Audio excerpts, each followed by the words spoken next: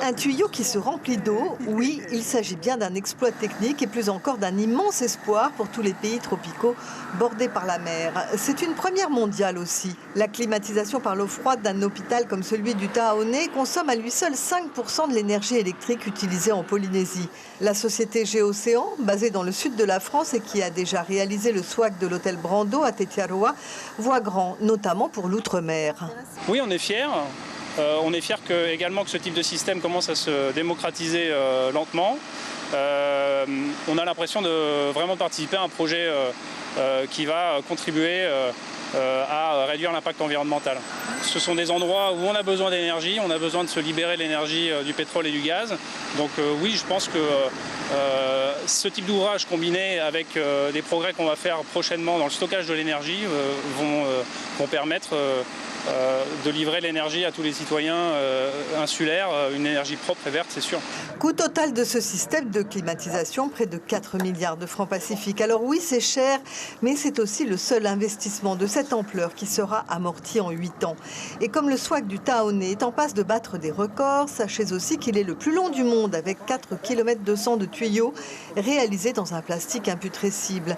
L'ensemble a été assemblé à Papeari dans une baie calme pour un travail de soudure extrêmement complexe. Autre difficulté du chantier, les conditions météo. Tous les travaux en mer sont sujets aux aléas météo, au vent notamment. Donc pendant la phase des études, on a déterminé les conditions maximales d'intervention et d'opération. Donc on ne peut pas travailler tous les jours. On est exposé aux conditions environnementales et on les respecte pour assurer l'intégrité de l'ouvrage. Le chantier est surveillé de très près par des biologistes. Un petit robot sous-marin filme toute l'installation et envoie les images à bord de ce bateau.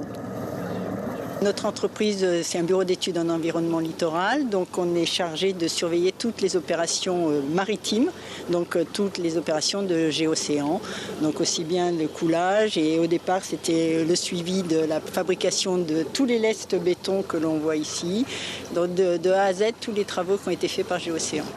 Pas de soucis écologiques donc, et la surveillance ne s'arrêtera pas à la fin des travaux. À Tetiaroa, d'ailleurs, elle continue cette surveillance et les études sont très positives. 10 ans après, il y a eu une recolonisation justement de toute la partie du récif qui avait été... On avait fait des transplants de coraux, les transplantations ont très bien fonctionné et il n'y a pas du tout de problème sur ce récif-là. La construction du SWAC du Tahaone a pris du retard avec la crise Covid qui a tout gelé pendant plus de 8 mois.